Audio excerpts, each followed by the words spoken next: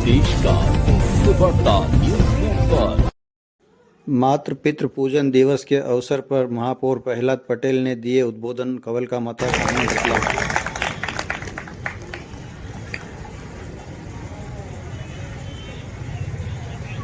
मातृ पितृ पूजन के इस पावन अवसर पर हमारे आज के इस मंच पर उपस्थित हैं गुरु बहन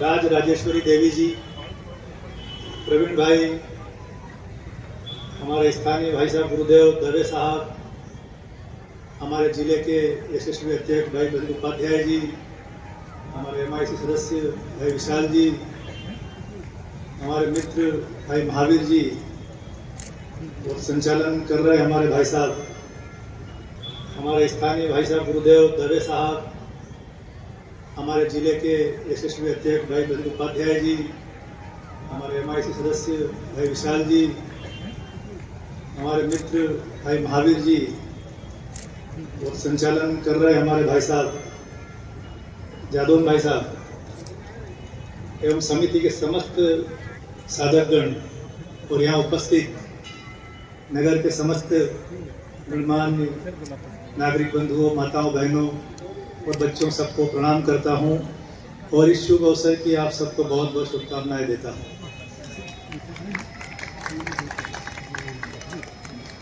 बापू जी की प्रेरणा से ये मातृ पितृ दिवस कई वर्षों से लगातार योग वेदांत युवा समिति द्वारा निरंतर ये क्रम चलाया जा रहा है।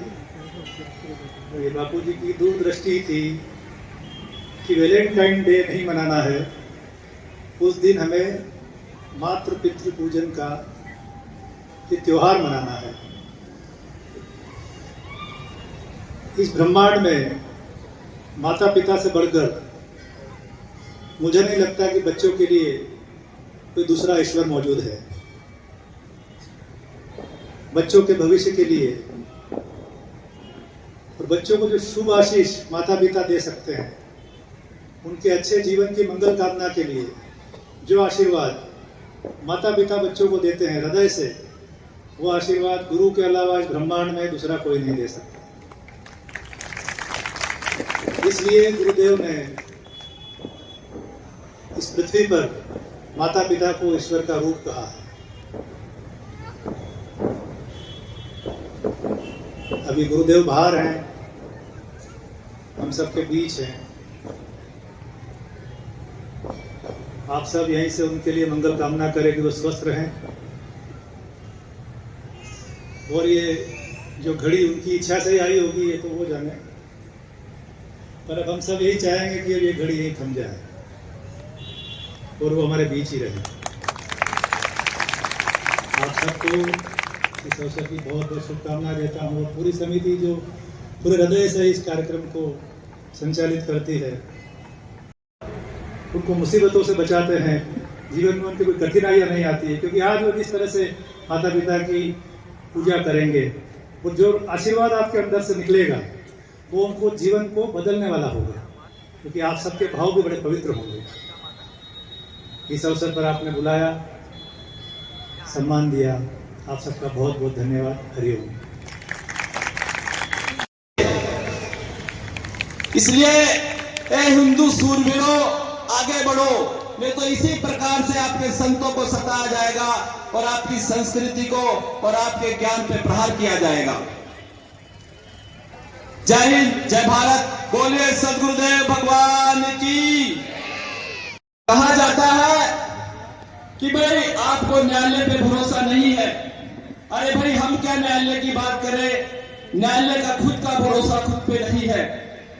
इस समय न्यायालय में न्यायालय बिकता नहीं है, बिकता है। न्यायालय कुछ शक्तिशाली लोगों के मुट्ठी की जागीर बन गई है। फिर भी सुप्रीम कोर्ट के द्वारा पूज्य बापूजी को 12 वर्षों के बाद जमानत मिली। उसका हम पूज्य बापू के भक्तों द्वारा, हिंदू समाज के द्वारा खूब खूब आभार व्यक्त करते हैं। आज अश्लीलता और नशाखोरी इस वर्ल्ड में सबसे बड़ा व्यापार बन गई है। पर हमारे पूज्य गुरुदेव ने जो पाश्चात्य जो कल्चर है, इसका जो अंधा अनुकरण है, जो समाज को गुमराह किया जा रहा था 14 फरवरी को, और इस कलयुग में सतयुग को लौट के लाने वाले, हे गुरुवर तेरे उपकारों को भुलाया जा नहीं सकता। हे गुरुवर, हे बापू तेरे उपकारों को भुलाया जा नहीं सकता। तूने दिया है जो ज्ञान उसको भुलाया जा नहीं सकता। मरने के बाद मुक्ति, मरने के बाद मुक्ति दुनिया बताती है, मगर जीते जी मुक्त रहना मेरे बापू सिखाते हैं। झंझटों से भाग जाना, झंझटों से भाग जाना ये काम कायरों का, और झंझटों में भी डट के रहना मेरे गुरुवर सिखाते हैं। भारत का नया रूप बनाने, भारत का नया रूप बनाने, विश्व गुरु के पद पे बिठाने, योग सिद्धि के खुले खजाने और ज्ञान के झरने फिर से बहाने, जन जन